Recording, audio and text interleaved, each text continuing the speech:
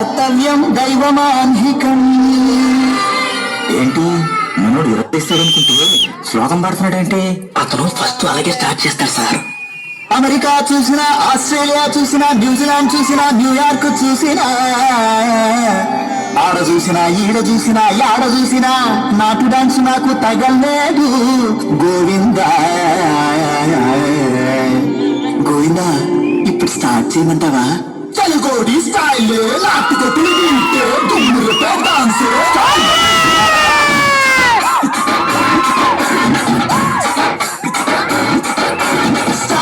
style అటు style style